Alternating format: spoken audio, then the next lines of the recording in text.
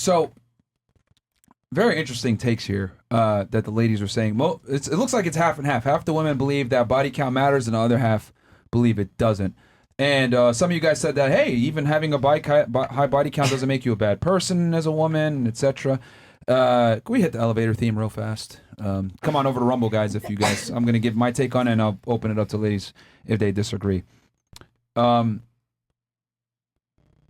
we good? We're good. Okay. So I'm going to disagree. I think that are promiscuous are bad people. And the reason why is because there's not much required of women. Men just want you to be pretty, feminine, and most importantly, not be a. And there's a reason why since the beginning of time, female promiscuity has been an issue. And the reason why is because, for one, men can't determine paternity with a woman that's promiscuous, right? We have modern convents, right? We have modern creations now where, you know, you could do paternity tests and you could do a DNA test, but this didn't used to exist before.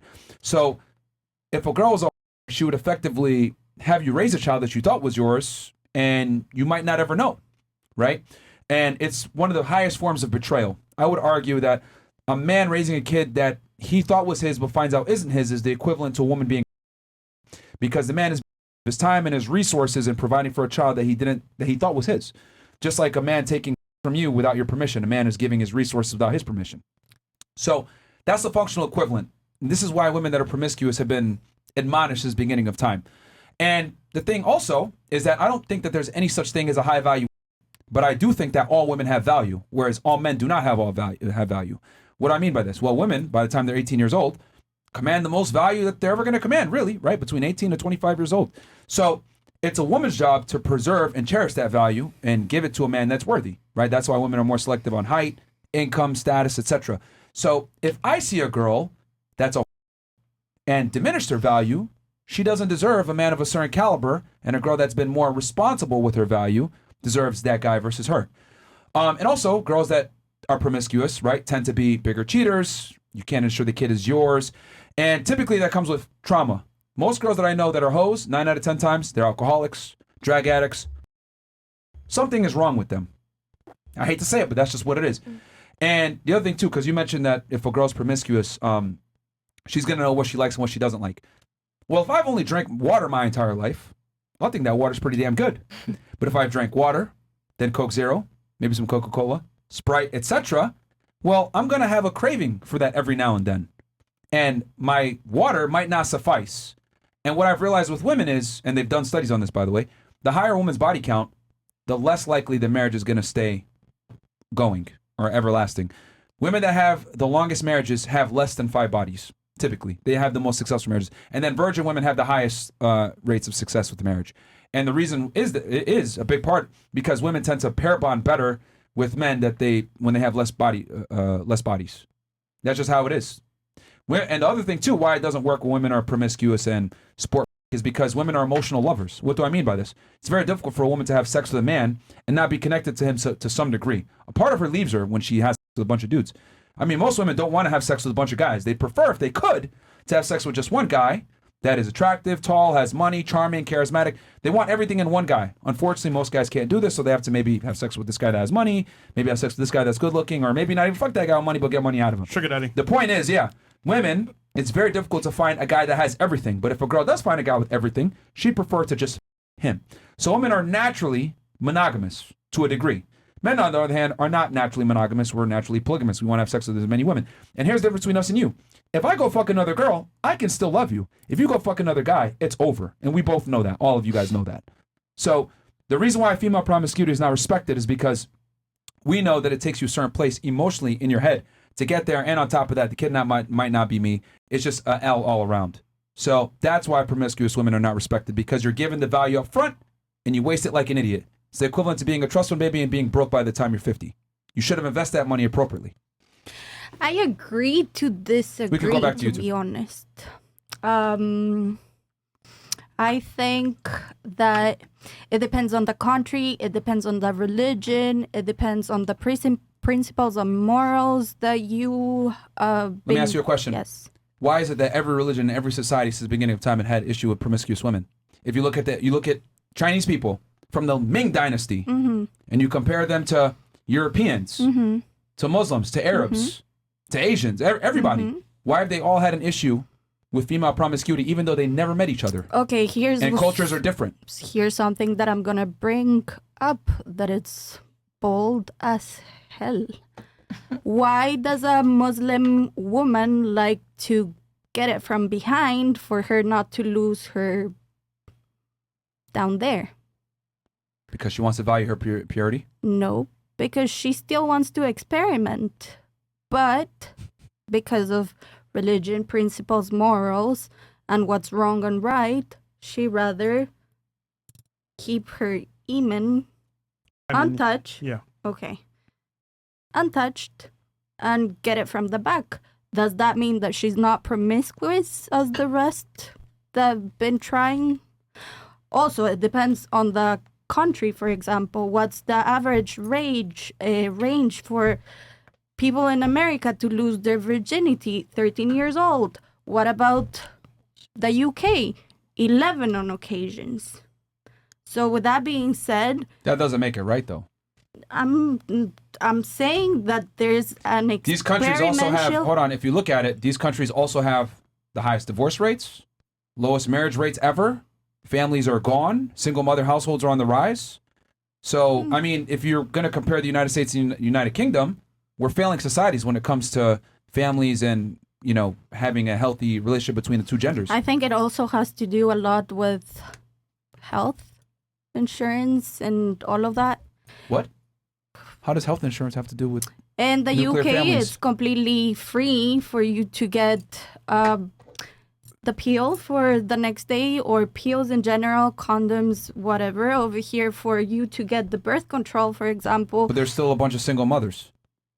I'm not saying that. I'm just saying that you should take care of yourself if you're gonna do something. But with that being said, but a lot don't. Correct. And that's their laws. And then tomorrow, if they get... Well, it's all of our laws, because who pays for the free contraceptives that you're talking about? Taxpayers. We pay for it. So we actually lose. Yeah, but it's not free. And those kids end up being degenerates and end up burning society even more. They become criminals. On occasion. Drug addicts. Yeah. Homeless. Yeah. Who pays for that? We all pay for that. True. So we take a L. The nuclear family is the backbone of any strong society. And my thing is that female promiscuity has led to the degradation of the family unit. Here's the thing. And the reason for that is because of feminism. Feminism is probably the biggest contributor to the destruction of the family. This whole equality thing. I'm not a feminist, but with that being said... But you subscribe to feminist ideals. I share some principles. Because you said you want a man that's going to be chivalrous. Do you think it's fair for a man to work hard, earn money, become successful, and then go ahead and commit to a woman that made bad decisions in her past and is promiscuous? I think that if you're a kid and lose your virginity in America or in the UK at 11 or 13 or 15, whatever age they are, and they reach a point at 18 that they don't want to keep on anybody, like they'll be more selective. They're assuming, but I mean, they end up becoming promiscuous. And my thing is this: I'm not saying that women can't be promiscuous. They could be promiscuous, but I absolutely think that women that have a bad past don't deserve a future. Fair enough. Because it's not fair for me as a man to work really hard in my past while you fucked off, quite literally, and then I'm responsible for taking care of you when I could have got a girl that was more pure. But what are you saying, that you were not promiscuous as well? A promiscuous man is not the same as a promiscuous woman. I understand your point. I would argue a promiscuous man makes you more attractive to a woman, but a promiscuous woman absolutely would destroy a man in general. At the same time, if a woman has sex, for example, with X, Y, and Z people, and then she meets you, probably you don't have the best pee-pee in the world, but maybe... But guess she what? Connected with you on a different level. But guess what? If it was the only pee-pee, she would have known better. Correct. That's why you want virgins or women with low body counts. Because what if she didn't like how you did it to her? Doesn't mean that tomorrow she's gonna be experimenting with somebody else? Probably not, because the woman, if a girl gets with a guy and she likes him and she loses her virginity to that man, her emotional tie to that man is going to be extremely strong. I disagree, because I've had a lot of friends that have gotten married, per se. Virgins. They lost their virginity to their husband? Yes. Okay. What happened? They got that divorce in a year. Well, the stats don't reflect that. The stats reflect that when a woman marries as a virgin, the marriage lasting is extremely high. The chances of it lasting are extremely high. But the more promiscuous a woman is, the less likely the marriage is going to last. And there's a bunch of biological reasons for that. Men and women aren't the same. And I get what you're saying. Well, you shouldn't want a virgin. Who cares what you think? You're a female. Men want women that have low body counts. Just like you want a man that's going to be a protector, a provider, and take care of you. We want a girl that's going to take care of us and not be and embarrass us. Yeah. Women that are promiscuous or have bad pasts destroy men's reputations. Look at Will Smith. Look at Logan Paul right now. When a girl has a bad past, it can absolutely cripple and destroy a man's reputation. Yeah. But it doesn't work the other way around. The alternative is true, but I think some men, they like that for wifey, and then they go out and cheat with the girl that has a whole lot of I knew that was coming. But it's the truth. Yeah, but who has, society. What are you trying to get back right now? Nothing. I'm just saying. No. You're trying to get back your last name, right? Right. You took the last name of a man that you once loved, right? Right. Okay.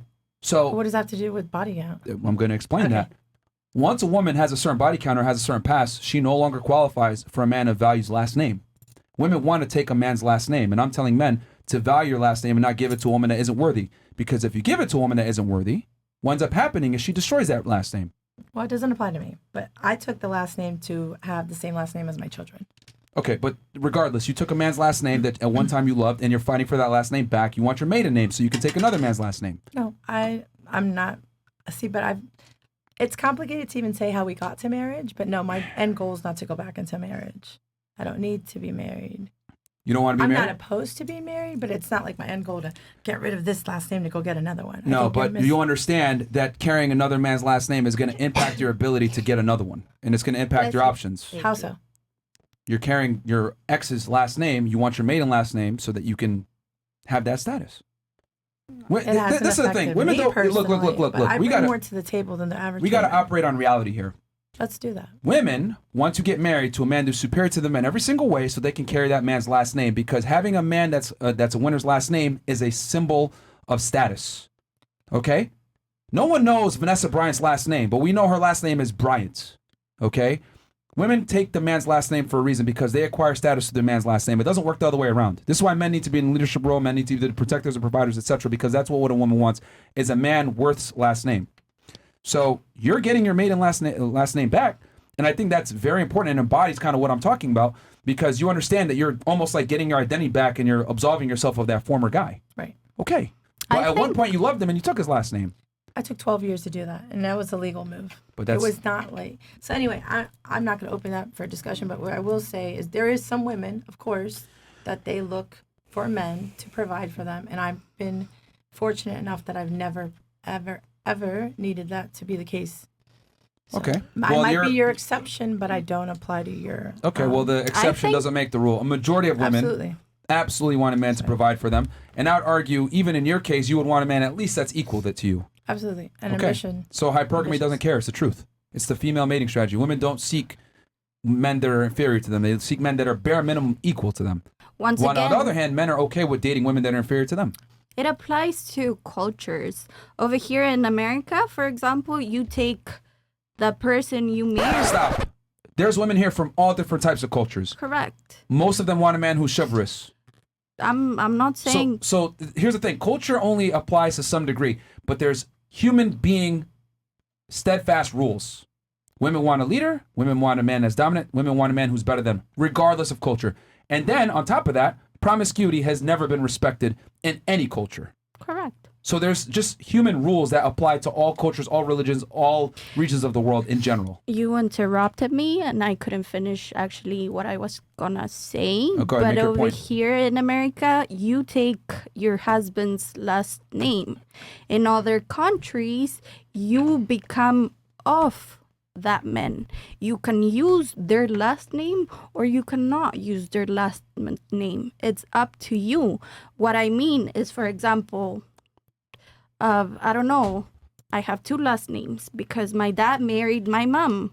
My mom still has her last name and it's of Buccelli or de Buccelli. I don't know. But my mom is her name, Bornemisa de Buccelli. She is not Buccelli, if it makes sense. I don't understand what you're trying to say here. Is Bocelli your father's last name? Yeah. So she took his last name. Nope. She keep both. She is Bornemisa de Buccelli. But not. She is Bornemisa of mean, Buccelli. She still took his Either last way, name, though. She still no. took his name. She signs with her name and last name. The of is if she wants to use it. But people know definitely. that she's tied to her husband anyway. So I mean, still. Yeah.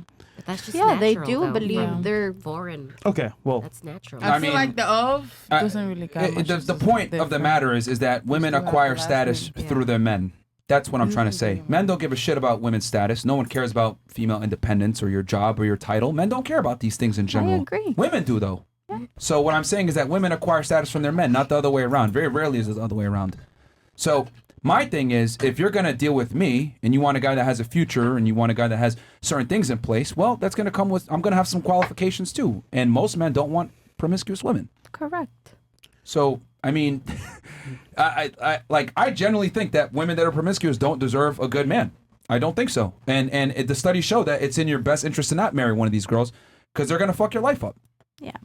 There's a reason why when you look at porn stars, all their relationships almost always end. Because promiscuous women just don't know how to behave a lot of times. If you can't even control the that go into you, then and that's your ultimate power, then you don't deserve a man of value. There's different cases of promiscuity, I guess, than somebody that is a porn star. It's not somebody that is experimenting on her it's an youth. example. So It's just an example, but I mean, Yeah. women in general that are not worthy of long-term relationships I with a get guy it. that's worth anything, in my opinion. I get it. So